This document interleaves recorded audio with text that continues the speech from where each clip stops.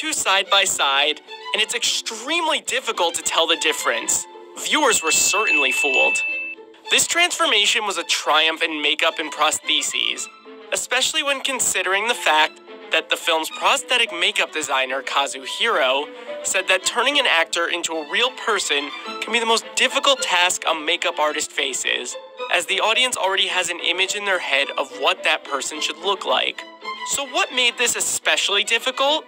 And why was getting a cast of the inside of Charlize Theron's nose a key part of the process?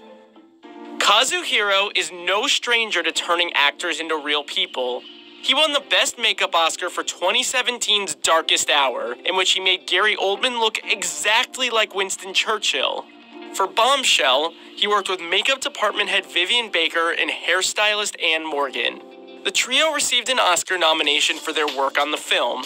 The biggest challenges they faced? The actors had to look almost exactly like the people they were portraying, and the makeup and prostheses had to be created in a very short amount of time, as they only had 6 weeks of pre-production. First, Hiro, Baker, and their team spent months watching Fox News clips to get the best possible understanding of Kelly's look and style. Then, once the actors were cast, Hiro did a 3D body scan and life cast. This helped him directly compare the physical features of the actors and the figures they were being transformed into. Then he made a mold of each life cast and created the skin-like prostheses based off of those molds. The prostheses were made with medical-grade silicone and attached to the actors' faces with strong medical glue. These prostheses had to be applied to Theron every day, a process that usually took close to 3 hours. Theron did wear prosthetic pieces, but makeup products also helped alter the way her face looks. According to Baker, the two women have very differently shaped eyes. Getting the eyes right was essential in turning Theron into Kelly. Fake eyelashes were used to reshape Theron's eyes. Instead of using inflexible lash strips, Baker opted for Lashify Gossamers, which are fake eyelashes that come in pieces. While a normal lash strip would just sit on the lash line, these lash pieces could be placed with more freedom. Baker used the pieces to manipulate the weight of the lash line, which reshaped and resized Theron's eyes. Meanwhile, Theron also wore colored contact lenses because Kelly's eyes are a darker shade of blue. The eyes were topped off with prosthetic eyelid pieces. Since Theron has bigger eyes and what Hiro said were more open eyelids than Kelly, these pieces helped close that gap. The eyelids were the most difficult prostheses to create. During an initial makeup test, Theron had difficulty blinking while wearing them. According to Hiro, this can happen if you apply too much glue, as the skin around the eyes is especially sensitive. Aside from the eyelids, the actress had to overcome several other obstacles posed by the prostheses. For example, these nose pieces. The biggest difference between Theron's and Kelly's noses were the nostrils and tips. A full nose prosthesis was not necessary, though. Instead, Hiro created nose plugs to widen the holes and a nose tip, which made Theron's nose more upturned, like Kelly's. To make the plugs, Hiro actually took a cast of the inside of Theron's nose. He then scanned the cast, created the plugs in a program called ZBrush, and then 3D printed them. It took 3 to 5 attempts for the makeup team to get the plugs right. Why? Because if the plugs were too big, they could actually impact her voice. In the end, 40 pairs were printed for the duration of filming. Each plug had a handle on it, so Hiro could easily pull them in and out with tweezers. As you can see here, the nostril with the plug is wider than the one with no plug. Hiro did use more traditional prostheses to reshape certain parts of Theron's face.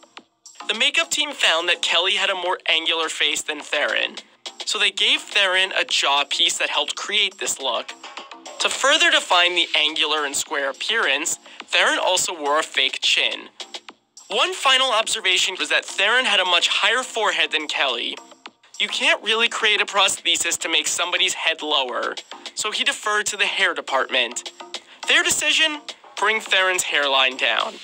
Theron wore several wigs in the movie, including one with long hair and one with short hair.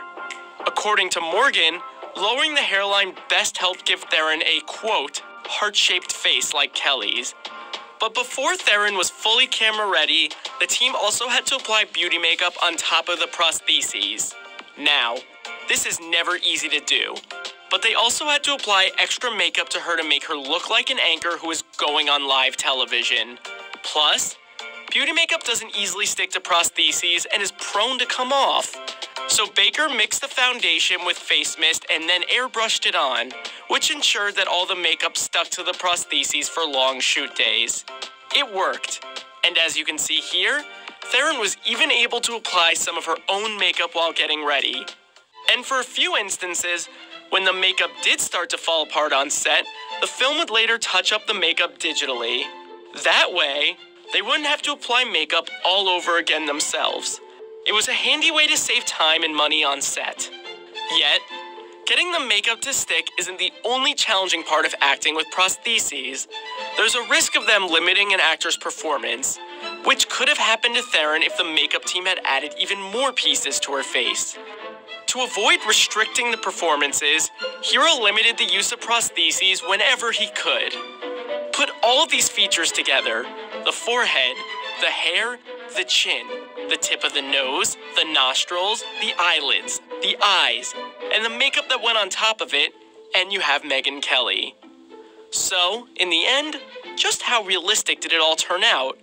Well, according to director Jay Roach, it looks so realistic that the film's lawyers made them add a disclaimer at the start of the movie clarifying that any non-archival footage was actually an actor and not the person they were portraying.